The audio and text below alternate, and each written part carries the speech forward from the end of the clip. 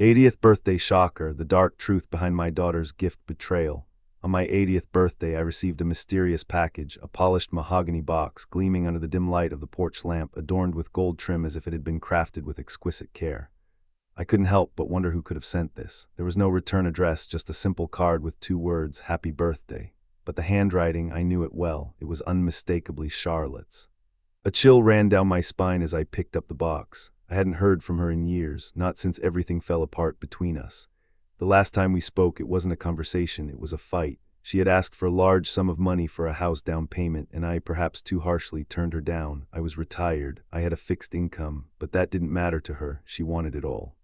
I couldn't help but wonder if that moment was when the distance between us truly began. Charlotte was my only daughter. Once she was everything to me. I was her hero, her provider, her father, but life had a way of changing things. As she grew older, our bond weakened. She grew absorbed in her own life, her ambitions, her marriage, and I became the silent observer, watching her slip away from me. After that fight, after I refused her request, she stopped calling, she stopped visiting, and for years I was left to deal with the silence. So when I saw her handwriting on that card, I felt a strange knot in my stomach. It was as if the universe was mocking me, reminding me of the daughter I once knew, before all the distance and hurt set in. But was this a gesture of reconciliation, or was it something else entirely? I couldn't help but open the box. Inside, 10 Cuban cigars, rare, extravagant. The kind a proud father would have boasted about to his friends. It should have been a thoughtful gift, a way to bridge the gap, but there was something wrong. I had quit smoking 2 years ago after pneumonia nearly took my breath away. Charlotte knew this, or at least she should have. The thought of her sending me cigars, something I hadn't touched in so long, sent a cold shiver down my spine. The lack of any personal message made it worse. It wasn't a gift meant to reconnect, it was a gesture that felt more like a cold, calculated move. Something about it felt hollow, forced, as though she wasn't offering love but instead seeking something. Why would she send this now after so many years of silence? What did she expect from me? I had stopped being her father in her eyes long ago. She had stopped calling me dad. Instead, I was just a tool, a resource she could access when it suited her. I thought about throwing the cigars away. I thought about calling her up and demanding an explanation, but I didn't. Instead, I passed them on to William Hale, Charlotte's father-in-law. He still smoked. He could enjoy them. I didn't want them. The next day, my phone rang. It was a call I would never forget. William had collapsed. I couldn't breathe as I listened to the doctor's words, poison. The cigars, the ones I had given him, had been laced with a rare plant toxin. My mind reeled as the reality of the situation hit me like a brick. What had just happened? How had I unknowingly become a part of this deadly plot? And in that moment, the truth sank in like a knife. I wasn't the one Charlotte was remembering. She didn't care about me. She hadn't sent those cigars to reconcile, to rekindle a lost relationship. She had sent them with one purpose in mind, to make sure I was gone. The shocking realization shattered any remnants of the father-daughter bond I once held dear. Charlotte didn't care about my health. She didn't care about the years we spent together, the moments shared. She only cared about the potential profit when I was gone. I wasn't her father anymore. I was a liability. I was a pawn in her ruthless game. As I sat there staring at the phone in disbelief, my thoughts took me back in time.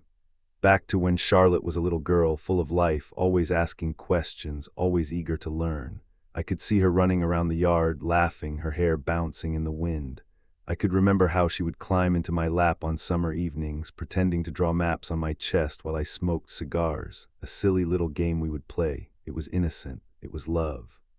But all that seemed so far away now. It felt like a lifetime ago, and the weight of it pressed on my chest. As she grew older, something changed. She became more distant, more absorbed in her own world. I had assumed it was just a phase, that we would get through it, but when she asked for that money, it felt like a slap in the face. I had worked hard for everything I had, and I couldn't just hand it over like she expected. And when I turned her down, that was the moment she chose to let go of me. Now, sitting here, holding the empty mahogany box, I realized that the woman before me was no longer the daughter I once knew. She was a stranger, someone who didn't care for me, who saw me as nothing more than a source of wealth. The child I raised, the little girl who once clung to me, had disappeared long ago. In her place stood someone who would do anything to get ahead.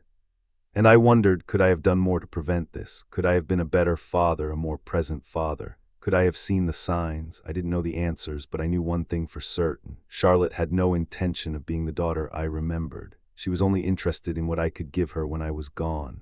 As the days went by, I couldn't shake the image of William lying in that hospital bed, struggling for breath. I hadn't intended for him to be hurt.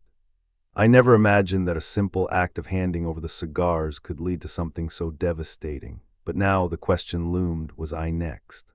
I spent the next few days pacing the house, trying to make sense of everything. Charlotte's actions didn't add up. It wasn't just about the cigars, it was about something deeper. She had been distant, yes, but had she really reached the point of trying to end my life? The more I thought about it, the clearer it became.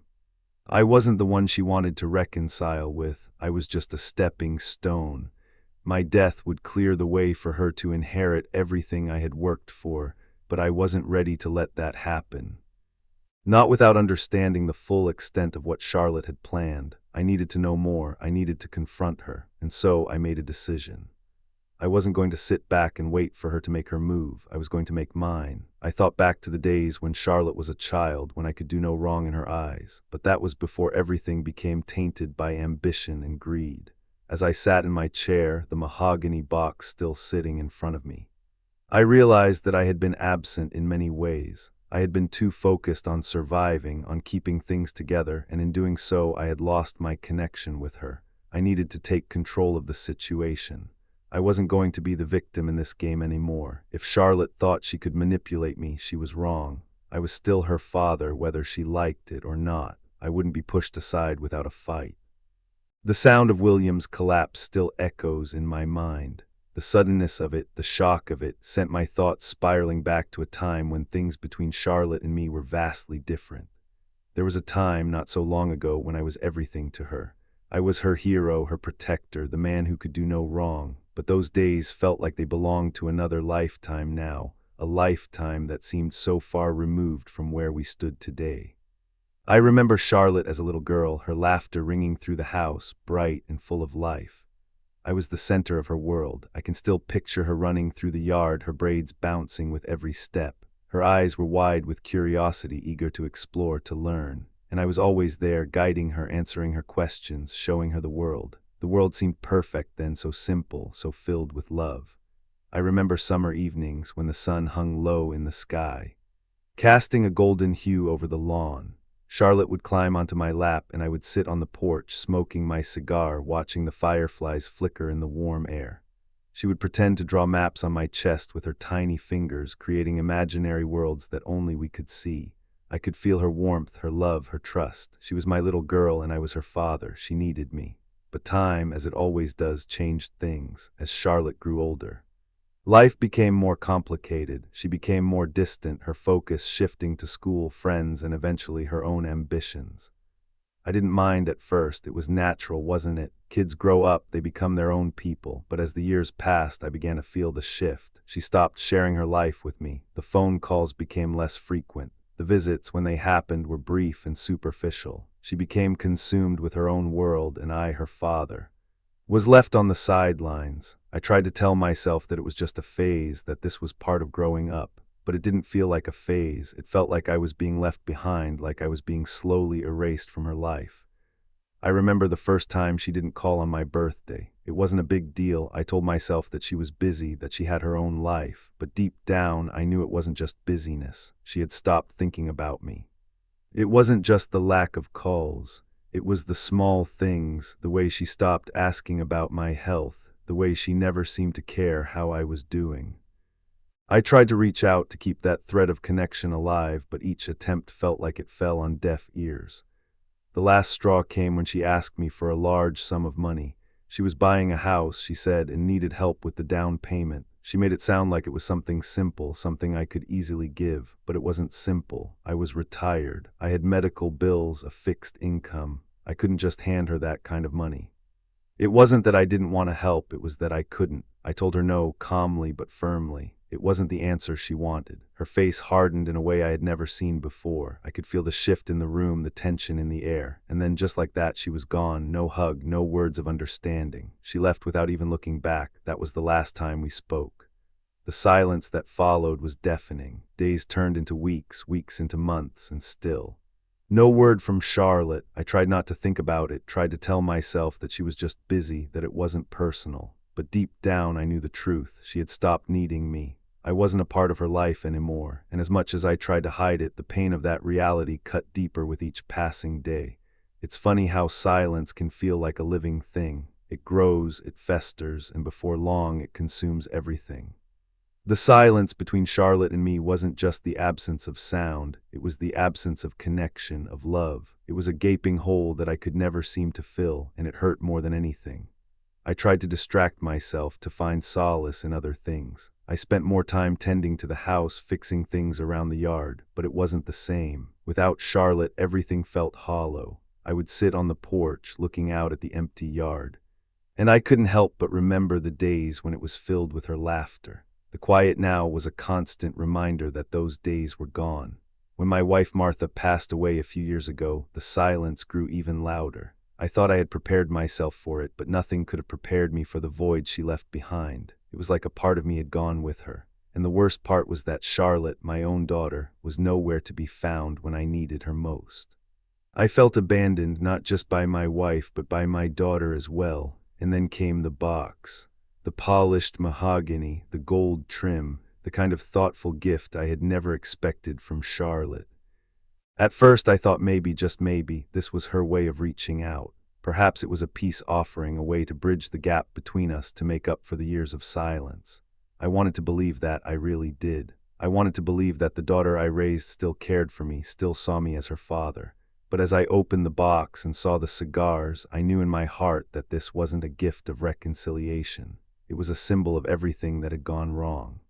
It wasn't a thoughtful gesture, it was a cold, calculated move. Charlotte knew I had quit smoking. She knew how much I had struggled with my health, so why send me cigars? Why now, after all these years? The answer came swiftly, like a slap to the face. Charlotte hadn't sent me the cigars to reconnect. She had sent them to me as part of a larger plan, a plan that didn't involve love or forgiveness. It was a plan of manipulation, of control. And it wasn't just about the cigars, it was about what they represented. They were a tool in a much darker game. I felt a cold wave of realization wash over me as I sat there, staring at the cigars. I wasn't the father she remembered. I wasn't the hero she had once looked up to. To her, I was nothing more than a means to an end, a resource to be used when it suited her. As the years passed, I had grown weaker, and Charlotte must have seen that. She must have realized that I didn't have much time left, and in her mind that meant it was time to act. She wasn't waiting for me to die. She was waiting for the right moment to claim everything I had worked for, everything I had built. And the worst part, she had already made her move. The phone call came early the next morning, its shrill ring slicing through the silence of my quiet house. It was the hospital. William, my son-in-law's father, was in the ER. He had collapsed. Struggling to breathe, the doctors weren't sure what had caused it, but they suspected poisoning.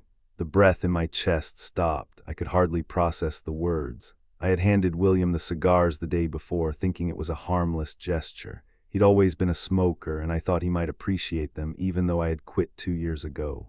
Charlotte knew that I hadn't touched tobacco since the pneumonia had nearly stolen my breath, but now my heart was pounding in my chest and my mind was racing. Poison. William was fighting for his life, and it was all because of those damn cigars. The thought hit me like a punch to the gut. How could this have happened? How had something so simple turned so dark, so deadly? I immediately rushed to the hospital. William's condition was critical. Machines beeped steadily as he struggled for breath, tubes running from his arms, his body fighting for a life that had been suddenly threatened. The doctors were doing everything they could, but there was a real sense of uncertainty hanging in the air. I stood there helpless, watching as the man I had known for years struggled on the edge of life and death.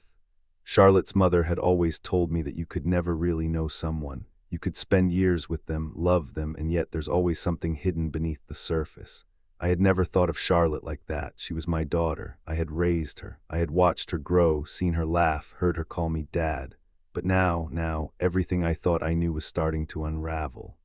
William wasn't just another casualty of some random illness. It wasn't just a simple poisoning.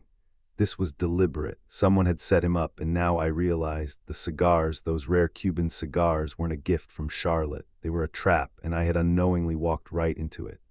I had spent years trying to maintain a relationship with my daughter, trying to hold onto the bond we once shared. But now, standing in that sterile hospital room, I realized the truth that had been staring me in the face all along.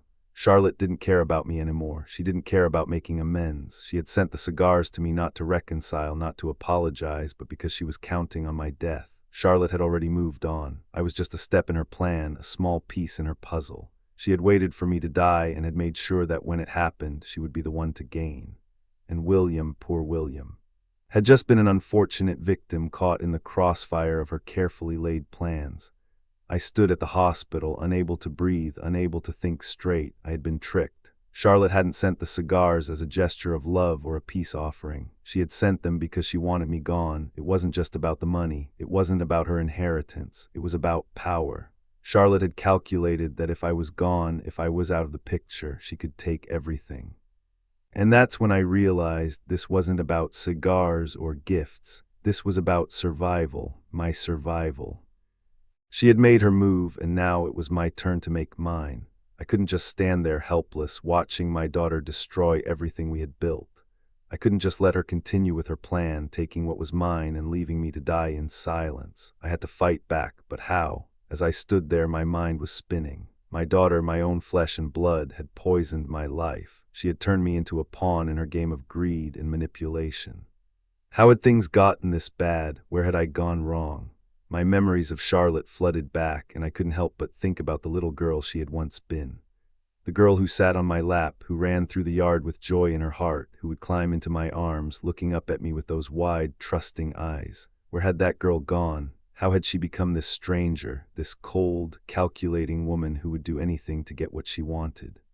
William's life was hanging by a thread, and I couldn't help but wonder, was I next?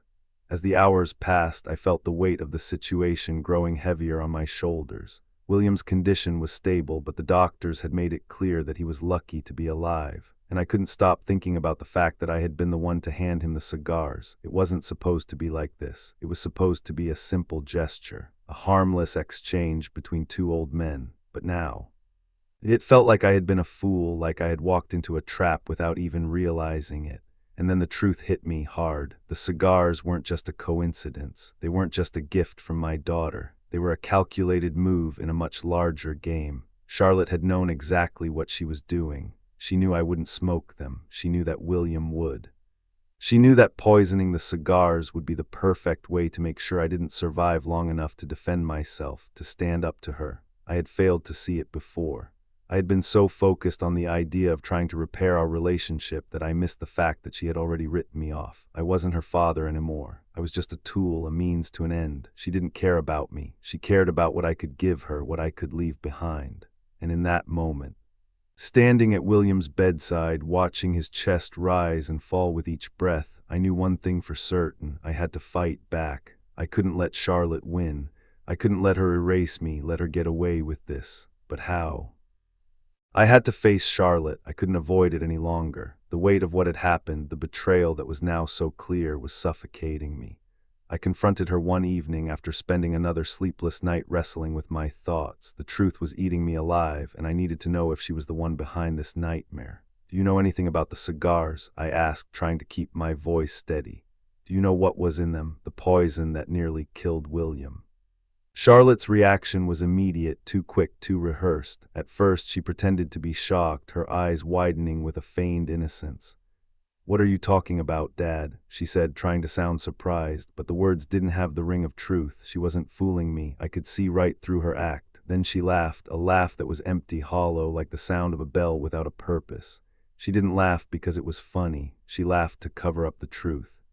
She laughed to drown out the guilt. But there was no remorse in her voice, no sorrow.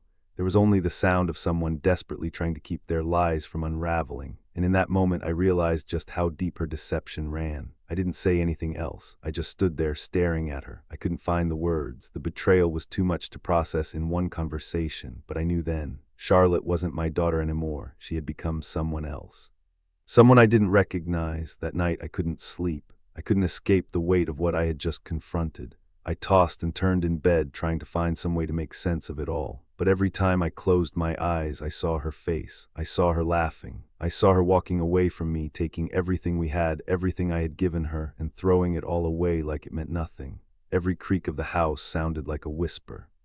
Every shadow seemed to carry her face, her smile, the look of someone who had no remorse, no shame. The house that had once been filled with laughter and love now felt cold, empty. It was as if everything had been drained out of it, and all that was left was the hollow shell of what we had once been. I couldn't stop thinking about the cigars. I couldn't stop thinking about how Charlotte had knowingly sent them, knowing that William would smoke them. And that thought twisted in my gut like a knife.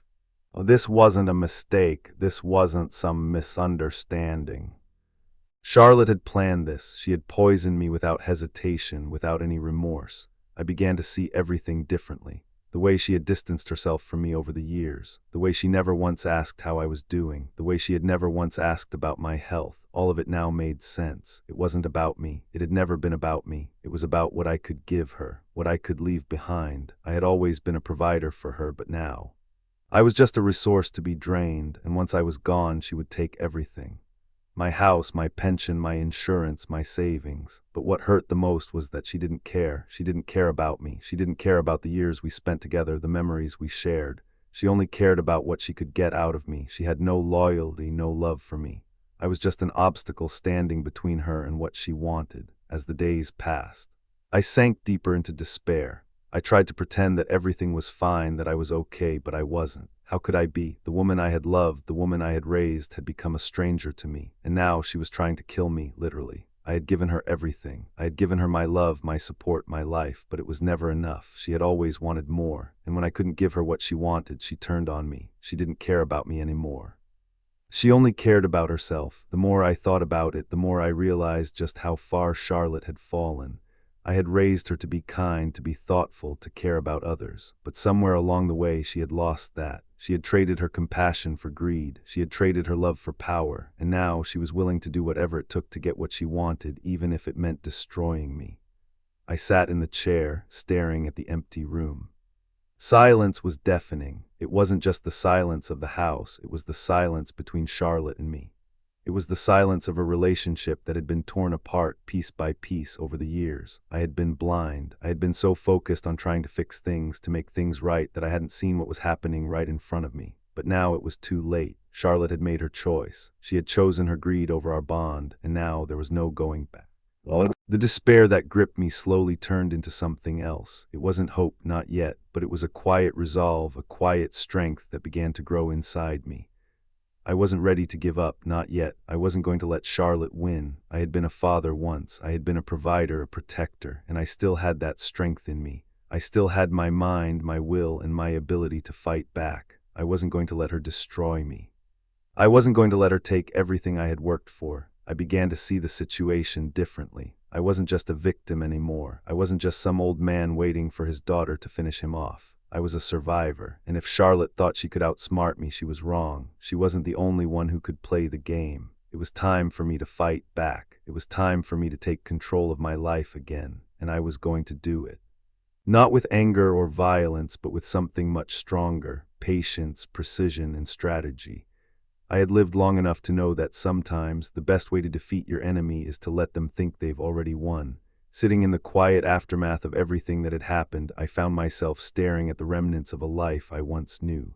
The house, once filled with laughter and love, now seemed like an empty shell. The cigars, the deception, the slow unraveling of a relationship that I thought was unbreakable. It all seemed like too much to bear. Yet in the midst of this crushing pain, something shifted inside me. I sat alone, the weight of my thoughts pressing on my chest, and it hit me like a sudden storm. I wasn't just a victim of Charlotte's cruel plans. I wasn't just a helpless old man being taken advantage of. I had allowed this to happen. I had let it get this far. Yes, Charlotte had betrayed me. But I had also betrayed myself. For years, I had been emotionally absent. I had been so focused on surviving, on making sure I had enough money to live, on keeping up with the responsibilities of life, that I had neglected the most important thing: love. I had convinced myself that financial security, being right, was all that mattered. But the truth was, I had put everything else ahead of the one thing that truly could have kept us connected: emotional intimacy, understanding, and care. I had spent so much time trying to provide for Charlotte, trying to give her the best of everything, that I had lost sight of the most essential part of being a father. I had been so consumed with survival, with making sure I had enough for the future, that I didn't give her enough of myself. My love had become conditional, and I hadn't even realized it. But now I had no more time for regret. Now was not the time to wallow in self-pity or look back at what I could have done differently. I had to move forward. The truth was clear. I had allowed my relationship with Charlotte to reach this point, but I didn't have to let it destroy me. It was time to reclaim my life, time to find my strength again. I realized that Charlotte had thought she could manipulate me, control me with her schemes. She had thought that I was just a weak old man, someone who would be easy to outsmart, to exploit. But what she didn't understand was that I still had control over one thing: my will to survive. I wasn't as powerless as she thought. I wasn't broken. I was still sharp, still capable of thinking, planning, and fighting back. What she didn't realize was that I had something far more important than money or power: patience. I had lived a long life, and in those years I had learned something that she would never understand. The most powerful tool isn't always strength or speed. Sometimes it's simply the ability to wait for the right moment, to wait for your enemy to make a mistake. And Charlotte had already made her mistake. She had underestimated me. She had underestimated the depths of my resilience. I thought back to the years of our estrangement, the years when I had tried to reach out, when I had tried to make things right. I had tried to fix everything with money, with material things, but I had missed the most important part, the emotional connection that should have anchored us. But now I understood. It wasn't too late. I still had the power to change this. I still had the strength to turn things around. I was no longer a victim. I had been trapped by my own choices, yes, but I was also the one who could free myself, and I wasn't going to let Charlotte control me any longer. I walked to the kitchen, poured myself a glass of water, and stood there for a long moment, staring at the glass in my hand. The water was clear and cool, a simple thing, but it was a reminder that I still had the clarity I needed to move forward. I wasn't going to let Charlotte win. Not in life, not in death. I had already been given a second chance at life, and I wasn't going to waste it. I wasn't going to let her take it from me, and with that realization, a quiet sense of strength began to grow within me. I still had my mind, I still had my ability to make decisions, I still had my life, my choices. I wasn't just fighting for survival anymore. I was fighting for my dignity, for the love I had once given, for the relationship I had lost, and for the life that was still mine to control. As I sat there in the kitchen, my thoughts began to crystallize. I wasn't going to let Charlotte's actions define the rest of my life. I wasn't going to let her poison me, physically or emotionally. It had taken me years to reach this point, but I finally understood something important. I had been living my life based on survival, on getting by, on doing what was necessary to stay afloat, but survival wasn't enough anymore. Now I was going to live for something more. I thought about the future. I thought about the next few years. It wasn't about money or power or possessions. It was about what I could control. It was about how I could end this chapter of my life on my terms. The strength that I needed wasn't in fighting Charlotte head-on. It was in something quieter, something stronger: patience. I had spent my life building a legacy, not just of money, but of love and responsibility. And now it was time to let Charlotte show her true face, to let her expose herself for what she really was. It was no longer a matter of holding onto what I had. It was about letting go of the things that no longer mattered, the things that had been manipulated, twisted, and turned against me. And when that time came, I would be ready. For the first time in a long time, I felt a sense of peace wash over me. It wasn't complete yet. The fight wasn't over. But now I knew how to fight. I knew that in the end, it wasn't about winning. It was about survival, and I wasn't going to let her take that from me.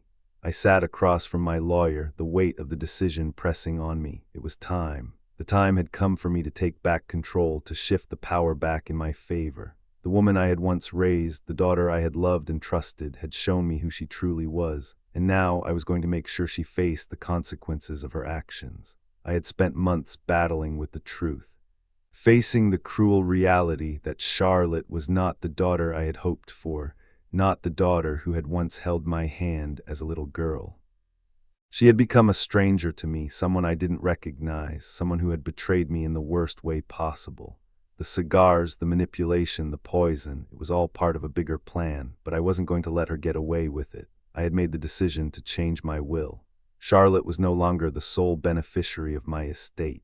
I had worked too hard for everything I had, and I wasn't going to let her inherit it all, not after what she had done. I wasn't going to let her take everything from me, my life, my legacy, my dignity. No, it was time for her to face the consequences. I wasn't going to just sit back and wait for her to make her move. I had learned one thing over the years: patience was key, but patience didn't mean passivity. It meant knowing when to act, when to take control, and I was ready. I had spent weeks thinking about it, planning it carefully. I couldn't just rely on the law, no. If Charlotte thought she could outsmart me, then I had to outthink her. If she was going to play her games, then I would play mine, but I wouldn't give her the satisfaction of knowing she was winning. I planted a decoy, something she wouldn't be able to resist, a worthless treasure. I made sure it looked convincing enough. The idea was simple: make Charlotte believe she had found something important, something valuable that could change everything, and she fell for it, day after day. Charlotte began to show up more frequently. She'd knock on my door, ask questions, try to dig deeper into the mystery of the fortune I had hinted at. Her desperation grew as she tried to find out more, trying to piece together the clues I had left for her. She didn't know it, but she was walking straight into the trap. I kept my composure. I stayed calm. I watched her squirm, watched her get more and more desperate with each visit. But I didn't give anything away. I waited for the perfect moment, and then it came. I had prepared everything: the evidence, the strategy, the decoy. All of it had been set in motion, and now the moment had arrived. The courtroom was quiet, the air heavy with expectation. I stood in front of the judge, my lawyer at my side, my mind focused. I had waited for this moment for so long, and now it was time to take back what was mine. Charlotte walked in, her eyes hard, her face unreadable. She had the same mask of confidence, the same fake smile she always wore when she wanted to appear in control. But deep down, I knew she was terrified. I could see it in the way her eyes flicked to me, in the way she shifted her weight nervously from foot to foot. She knew I had something. She didn't know what, but she knew I had something. Her lawyer made his opening statement, trying to paint me as the paranoid old man, the one who couldn't be trusted. They tried to discredit me, to make it seem like I was just a confused, angry father lashing out at his daughter. But then it was my turn. I stood up, calm, steady. I looked the judge in the eye, and I told my side of the story. I explained everything: the cigars, the poisoning, the manipulation, the lies. I laid out the facts one by one, detailing everything that Charlotte had done. I had kept my notes, my journals, my records. I had everything. But the real bombshell came when I presented the decoy, the treasure that Charlotte had been chasing. I revealed it for what it was: worthless. A mere illusion. The look on Charlotte's face when she realized she had been duped was priceless. She had fallen into my trap, and I wasn't going to let her escape it. The judge looked at her, then back at me. The weight of the evidence was clear. Charlotte's lawyer tried to object, but the judge silenced him with a look. It was over. The gavel came down, sharp and final. The petition for guardianship is denied, the judge said. I didn't smile. I didn't show any emotion.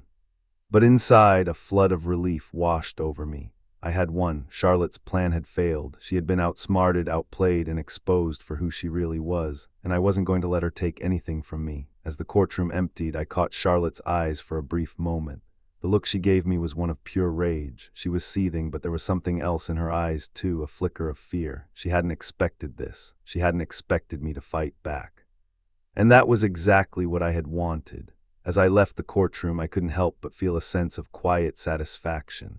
It wasn't the kind of victory that comes with cheering or celebration. It was the kind of victory that comes from knowing you've taken control, from knowing you've reclaimed what's rightfully yours. Charlotte may have lost this round, but I knew she wasn't going to give up. She was a fighter, and she would find another way to try and get what she wanted. But for now, I had won. I had taken back my life, my dignity, and my future. And that, in the end, was all that mattered. The trial came, and with it the brutal truth about Charlotte. She wasn't just a daughter looking to inherit what was hers. No, she was a woman consumed by greed, a woman willing to go to any lengths, poisoning cigars, manipulating documents, and even threatening my life, all in the pursuit of what she believed was rightfully hers. The gavel fell, and the judge's verdict rang clear. Charlotte was convicted. As the officers escorted her out in handcuffs, I watched her walk away, a sense of emptiness flooding over me. I had won, yes, but what did I really win? I had won the battle, but I had lost the daughter I once knew. She wasn't the little girl who used to beg me for ice cream or curl up on my lap when she was scared. That little girl was gone. The woman who stood before me now was a stranger, someone who had betrayed me, manipulated me, and tried to destroy everything I had built. And the most painful part, she had been my daughter. The one person I had always believed would stand by me, love me, and care for me. Now she was just a distant memory. My family, the one I had once cherished, was gone. As I sit here now, reflecting on everything I've lost, there's a quiet weight to it all. I lost Charlotte. I lost the relationship I thought we had, but in some ways I also gained something. I gained patience, I gained wisdom. I gained the realization that even in the face of the greatest betrayal, I could still stand tall. The betrayal of a child is the hardest wound to heal, but it's not the end of my story. No, this chapter may be over, but there is more ahead. I choose to keep living. I choose to keep fighting no matter what it costs me. The silence around me now is deafening. The echoes of my past, the love I once shared with Charlotte, haunt me. But as I sit here staring out at the world I now inhabit, I know that I still have control over one thing: how I choose to move forward. I may have lost my daughter, but I still have myself, and for now, that's enough.